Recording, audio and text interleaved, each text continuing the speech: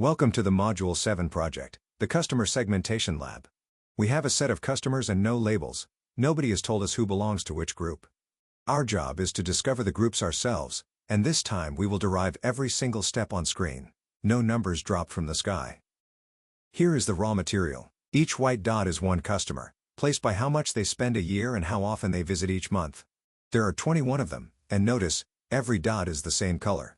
No labels, no groups. If segments exist, we have to find them from the shape of the data alone. Clustering is built on distance, so first ask, how far apart are two customers? Take this thrifty shopper and this big spender. The gap splits into two parts, the difference in spend, and the difference in visits. But spend is measured in thousands of dollars, while visits is a single-digit number.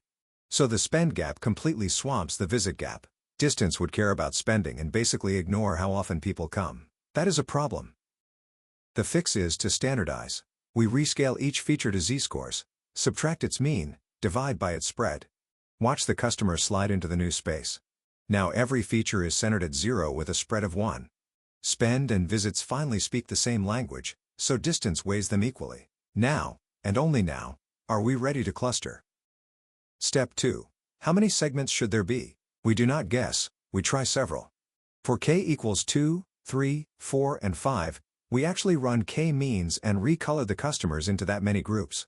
And for each k we record two numbers on the right. Inertia, how tight the groups are, lower is better. And the silhouette, how cleanly separated they are, higher is better. Let the evidence pile up. Now connect the inertia points. Look at the shape.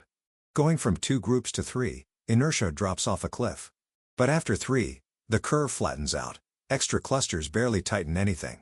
That bend is called the elbow, and it is sitting right at k equals 3. One signal is never enough, so let us confirm with the silhouette. Connect those points too. This curve rises to a clear peak, 0.77, and then falls away. Its highest point is also at k equals 3.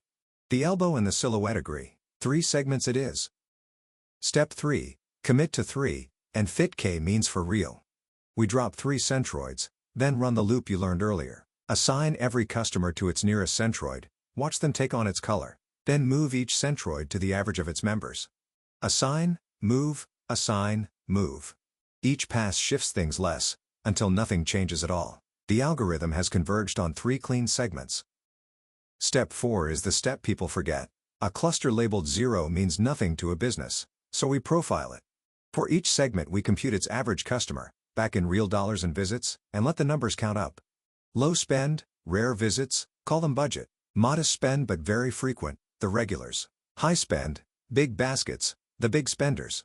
Numbered clusters have become named personas. Step 5. Seeing the whole picture. Real customers have many features, and you cannot scatter more than 2 at once. That is what PCA is for.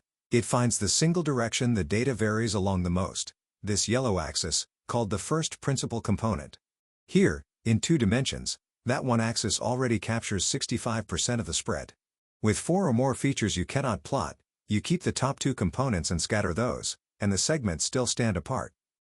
Step 6. The whole point. Act on what you found. Budget shoppers get win-back offers. Regulars get loyalty rewards to keep them coming.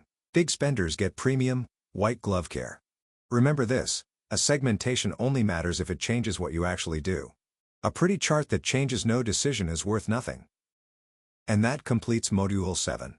You can now learn from unlabeled data. Scale it, then cluster with K-Means. Choose K with the elbow and the silhouette together. Profile the clusters into personas.